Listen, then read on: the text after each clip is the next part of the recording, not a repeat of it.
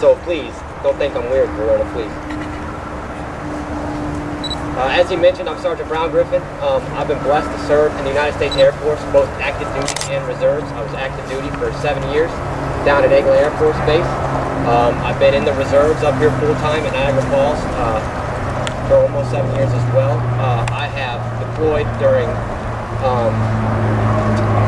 the war on terrorism in Iraq and Afghanistan. I joined in 2001 actually, and got married September 1st of 2001. You can imagine how my honeymoon went, not so well. So I am a product of this war. I did not join because of the war. I thank all of those who have joined after 9/11 knowing what you're getting yourself into. I came in for college. I wanted college money, and I'm still here because I'm proud to be part of this family and proud to be part of this team.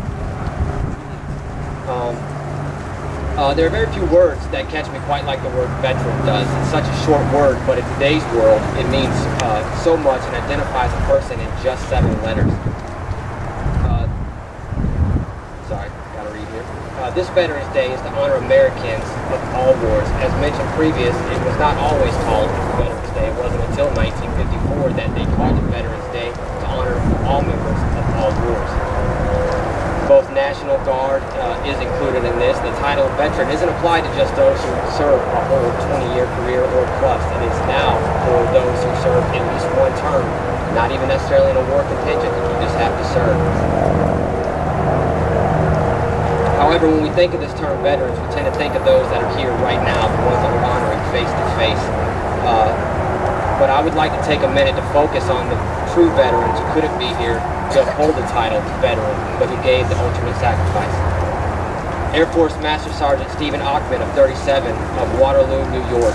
He died from injuries sustained from a rocket-propelled grenade in 2004. Navy Commander Joseph Acevedo, 46 of New York, who died in Manama, Bahrain from the same rocket-propelled travesty. Army Staff Sergeant Aram Bass, 25 of Niagara Falls, New York, died in Baghdad, Iraq when his unit came under fire during combat operation. Marine Lance Corporal Tamaro Burkett, 21 of Buffalo, New York, was killed in action. He was engaged in operation on the outskirts of An-Nashiri on 2003. The aforementioned represent the 4 branches of military service with the exception of the Coast Guard, but more importantly, they represent your New York brothers.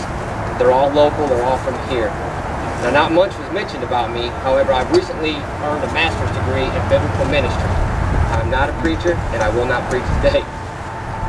However, I can't help but express my piece of scripture. Proverbs 21:15. When justice is done, it is joy to the righteous, but terror to the evildoers. Our men and women do not die in vain. We are joyous because of the choice they have made. They have made a choice to lay down their lives for their fellow man and country. Their choice later leads me to a verse in the New Testament in Romans. If possible, as far as it depends on you, live peaceably with all. Our overall goal in the United States military is for a peaceful world. It's to join peace with other countries. That's why we do what we do. I'm more than fortunate enough to still be here and be able to speak to you, but it's because of all of these men and women that I'm able to do that, those present and not present. It's because of their love for you and I in this country, and that I also have an amazing Air Force career. I've been able to meet many men and women who have proudly served right alongside me or around me. I could probably spend the rest of my life with telling many stories and times of great friends that I've met forever. Men who have been a shoulder to lean on, to laugh with, to share with, and even to cry with. As mentioned also earlier, the Air Force isn't just flying. We are in the mix. We are going with the Marines. We are going with the Army. And we are going with the Navy. We are in hand-to-hand combat. Because of that, I've seen things and been places that's not exactly fun. And I've met people that are just amazing, that make absolutely the best out of horrible, horrific situations. I thank all of them. Lastly, I'd like to thank God. I thank God through all the ins and outs. I was born in a country that I'm able to serve and believe freely. I hope everyone has a great day and takes advantages of all the gifts that we're given on this day. However, I don't want you to take those gifts without the acknowledgement of those that have given the ultimate sacrifice so you are able to have those gifts. I thank everyone for being here today and for giving us a chance to speak. This is a blessing to see so many people care about our veterans and care about what we do as servicemen and women. Thank you. Thank you very much, Sergeant Browngriffen. You know, bear with me. I usually offer a few words in the name of John Sorrow, a former member of our club, and for whom this ceremony is named. And I'm sure he wouldn't mind me talking about an experience I've had since last Memorial Day. There's a fellow here right now that I really consider him my brother. He's the husband of a lioness, Nancy Tierney. His name is Tom Tierney. He's standing over here by the tree. Last Memorial Day, after the ceremony, I was talking to a member of the Conrad Caney Detachment of the Marine Corps League, and they asked me what unit I was in Vietnam. And I think the first few words out of my mouth, a hand grabbed my shoulder. What? Tom and I served in Vietnam and did not know each other. Same infantry brigade, or same infantry battalion. And we were just in different companies. He was in Delta and I was in Bravo, and we walked the same ground, not knowing it, after all these years. And it was just a chance happening. Since then, I've had a whirlwind, a week and a half. I've been reunited with my former platoon leader. I asked him if I was on the phone with him for about an hour and a half the other night, and I asked him if he'd mind if I mentioned this. But he wrote a book about our unit. I did not know it.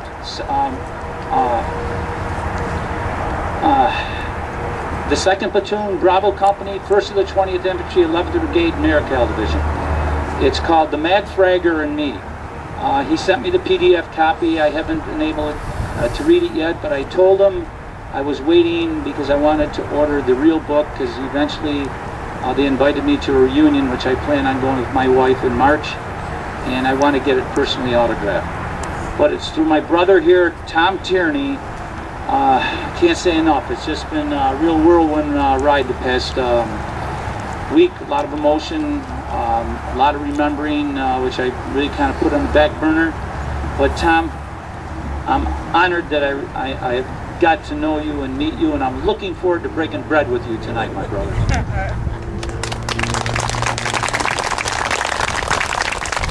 Now, I would like to have all the veterans here that are present today, please come up here and line up in front of the podium.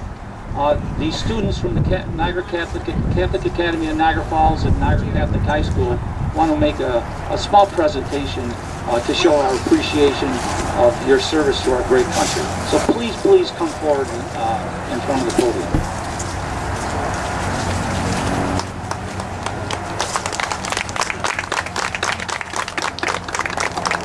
Now I would like to ask the students from Catholic Academy and Niagara Catholic to please come forward and greet all the veterans that are here today and make the presentation for them. Please bear with us.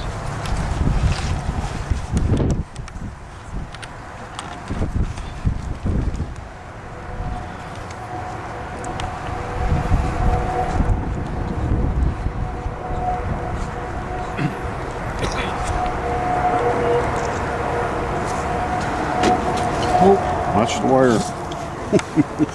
It's first.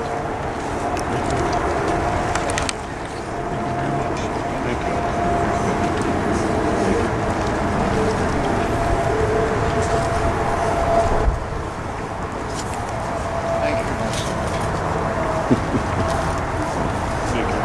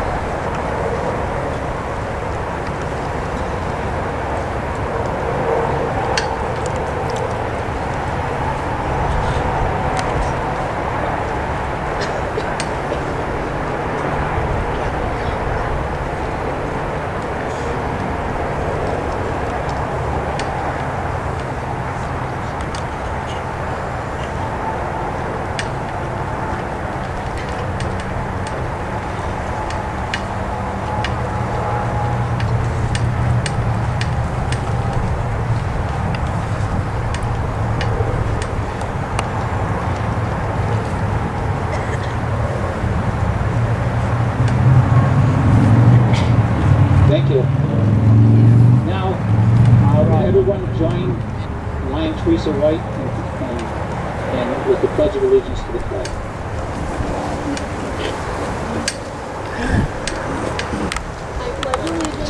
To the flag of the United States of America, to the republic for which it stands, one nation, under God, indivisible, with liberty and justice for all.